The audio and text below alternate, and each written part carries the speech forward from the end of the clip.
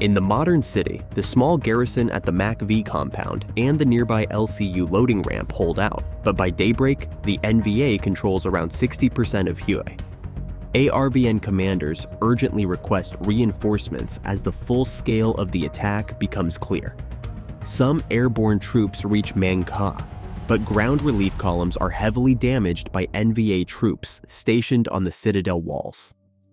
Marines from Task Force X-Ray, including battalions from the 1st and 5th Marine Regiments, are also en route to the city. But as they near the modern city, the North Vietnamese ambush them. Enemy soldiers, concealed behind walls, buildings, and on rooftops, unleash a devastating fusillade, striking the convoy with the force of a sledgehammer crushing a cockroach. The attack comes from all directions: automatic weapons, small arms, rockets, recoilless rifles, mortars, grenades, everything all at once. The US column needs the help of M48 tanks to push through the 8 or 9 blocks to the MAC-V compound by around 3:15 p.m. Commanders quickly task the Marines with crossing the Perfume River to relieve the ARVN in the Citadel, but the bridge is too weak for the tanks, and there's minimal fire support. Lieutenant Colonel Marcus Gravel puts it bluntly: "We proceeded to the MAC-V compound, then were gifted with the most stupid, idiotic mission. 2 American platoons make it across, but are hit with heavy fire from the Citadel walls." Realizing the attack is futile, Gravel orders a retreat, using commandeered vehicles to evacuate the wounded. About a third of a Marine company is either killed or wounded in the failed attack. It becomes clear that the ARVN and US forces are surrounded by mostly regular NVA troops determined to hold their ground, and the NVA is already planning to establish a provisional government in Hue.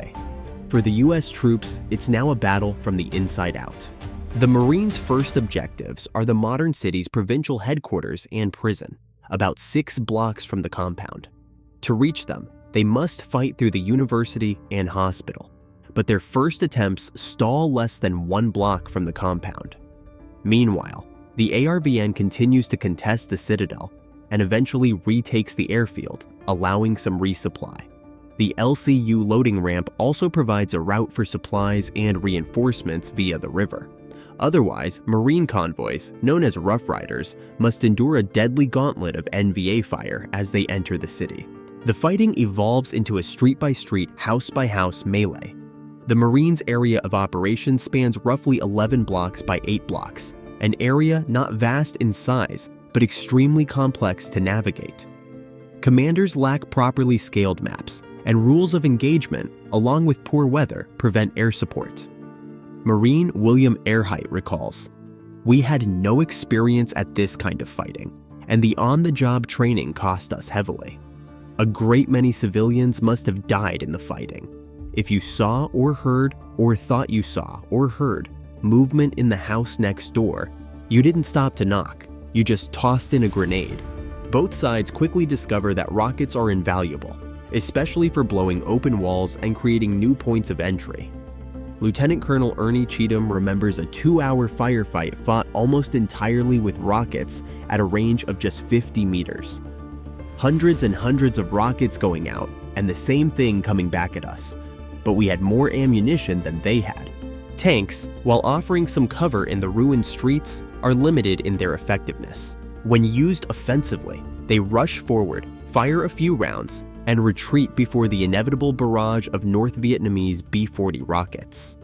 US troops find the 106mm recoilless rifle particularly useful for demolitions and urban combat, especially when mounted on the M50 Onto's light anti-tank vehicle. By February 4th, the Marines are making significant progress, having captured the university and the public health building. During the attack on the Treasury, the Marines deploy tear gas, which proves effective since many NVA troops lack gas masks. Once the Treasury is cleared, the next objective is to push toward the hospital, prison, and provincial headquarters. Using a combination of tear gas, 105mm howitzers, mortars, and recoilless rifles, the Marines drive the NVA out of the hospital and prison after intense fighting.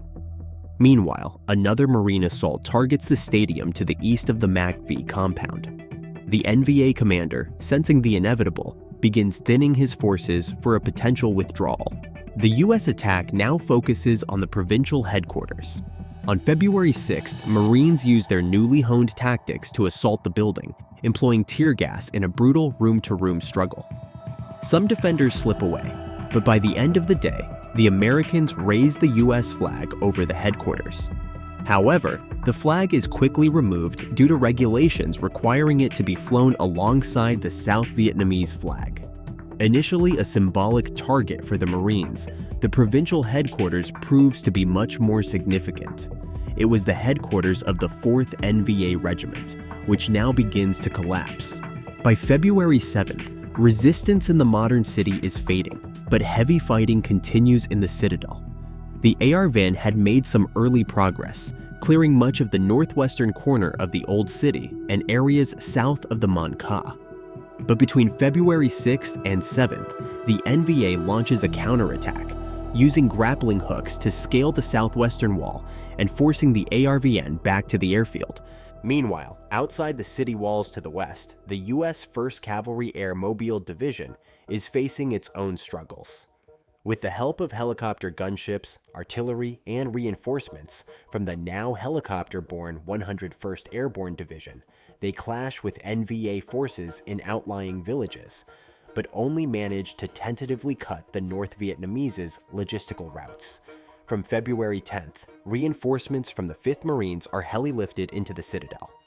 On February 13th, they plan to launch an attack from ARVN airborne positions to their south. But before they even arrive, they come under heavy NVA attack. In just 15 minutes, chaos erupts. Company A, without the expected airborne support, finds itself surrounded by NVA forces. The NVA, having tunneled into the Citadel walls, halts the attack 75 meters behind its start line.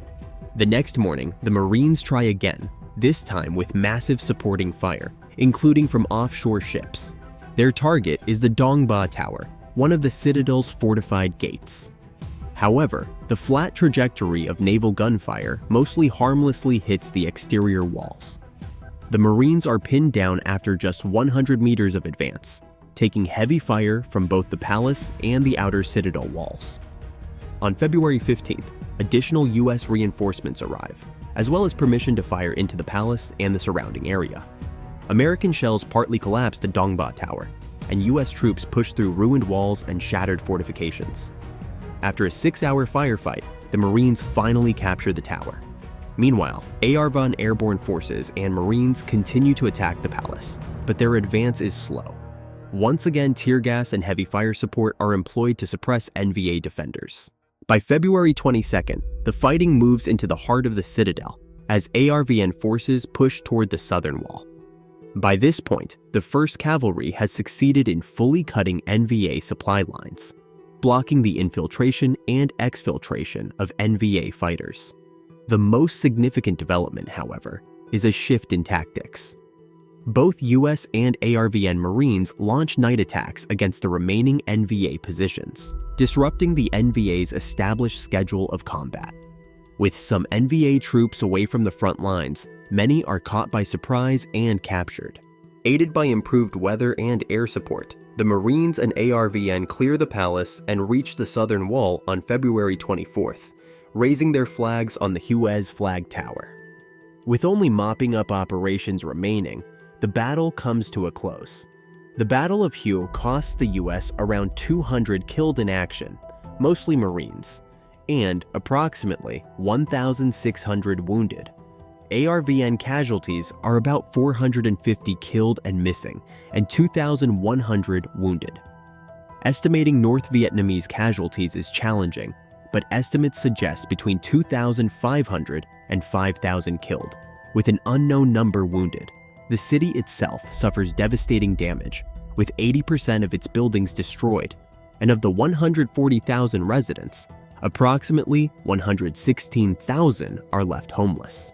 Civilian deaths are believed to range from 1,000 to 5,800, either killed or missing. The Americans also accuse the NVA of conducting targeted political killings, with at least 3,000 bodies found in hastily dug graves. The North Vietnamese government counters, claiming these are civilian casualties caused by US firepower. though this claim is widely disputed. With the Battle of Hue over, one of the toughest struggles of the Tet Offensive concludes. While the NVA and VC are unable to hold their gains or trigger an uprising, the Tet Offensive is still widely regarded as a US defeat. General Westmoreland is eager to frame the offensive as the final desperate move of a nearly defeated enemy. He downplays the damage and the 3,400 US and ARVN deaths by March as superficial, asserting that North Vietnam suffers 58,000 killed. However, many disagree. The fact that North Vietnam could launch such a sophisticated offensive at all suggests that the US strategy in Vietnam is failing. Rather than being on the verge of defeat, North Vietnam delivers a shocking blow and regains the initiative. In a secret memo, General Harold K. Johnson writes, "We suffered a loss. There can be no doubt about it." The Tet Offensive also undermines the Johnson administration, which had been preparing both the public and the media for an imminent victory. Yet, the offensive reveals that the war is far from over. Photographs of the summary execution of a Viet Cong fighter by the South Vietnamese chief of police in the streets of Saigon raise further questions about the legitimacy of the regime the US is supporting. Before Tet, US public opposition to the war was growing, though it was not yet a majority. Pro-war counter-protests were common, but after Tet, opposition broadens beyond the usual anti-war, student, or counterculture groups to include mothers, middle-class professionals, religious groups, and even Vietnam veterans. By February 1968, half of Americans believe intervention was a mistake. Johnson's advisors, his so-called wise men, who had once supported escalating the war, now overwhelmingly call for disengagement and negotiations. McGeorge Bundy, one of the president's closest advisors, tells Johnson, "Look, this thing is hopeless. You'd better begin to de-escalate and get out." This marks the first time Johnson hears such blunt criticism, and he is shocked. Secretary of Defense Robert McNamara, the architect of US strategy in Vietnam, had privately become skeptical of the war throughout 1967, often clashing with other advisors. In November 1967, he announces his resignation, effective in late February 1968. His successor, Clifford Clark, quickly aligns with McNamara's view that the war is unwinnable. This results in a leadership crisis in Washington. Amid mounting pressure, Westmoreland requests an additional 206,000 troops for Vietnam, but Johnson refuses. The request is leaked to the media, causing an uproar. With mounting pressure, Johnson changes course. On March 31, 1968, President Johnson announces that he will limit the bombing of North Vietnam, which had been underway since 1965, and open negotiations with the North Vietnamese government. Then, in a dramatic move, he declares, "I shall not seek and I will not accept the nomination of my party for another term as your president." In reality, Johnson knows his legacy is in ruins. He has already lost a Democratic Party primary, and the war is costing $2 billion a month, equivalent to around $17 billion today. This financial strain leaves little room for the domestic reforms he cherishes, and he is candid with his advisors. "I don't give a damn about the election. I'll be happy to keep doing what is right and lose the election. I will have overwhelming disapproval in the polls. I will go down the drain." The North announces that it is receptive to talks, but it makes clear that it wishes to negotiate from a position of strength as the victor of the Tet Offensive. But who really won the Tet Offensive on the ground? Despite the US suffering higher casualties and denying the North Vietnamese territorial gains, the battle is often viewed as a US defeat. In reality, the Tet Offensive is a disappointment for Hanoi. It reveals that the cities of South Vietnam are no closer to embracing the revolution, and there are no mass defections from the ARVN, Army of the Republic of Vietnam. The offensive also decimates the Viet Cong, suffering huge losses and exposing many of its secret agents. Some historians even suggest that the Tet Offensive was deliberately designed to reduce the influence of the Southern insurgency and bring it under tighter North Vietnamese control, although there is little solid evidence for this theory. However, the Tet Offensive does succeed in an unintended way by creating political shockwaves in the US and eroding public support. The American public is unprepared for the intensity of the Vietnam War, and Johnson had actively worked to insulate them from the conflict. Although undermining US public opinion was not an explicit objective of the Tet Offensive, North Vietnamese strategists recognized that public will was a vulnerability for the US, a vulnerability they themselves did not share.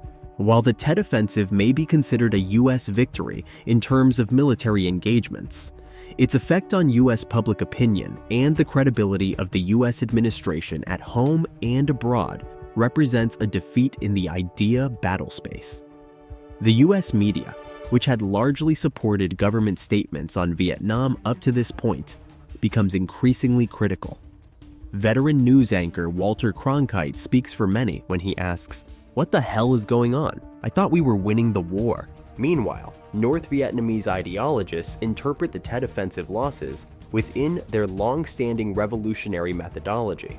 The North's political control, propaganda, and cultural conditioning have long prepared the population to accept high casualties.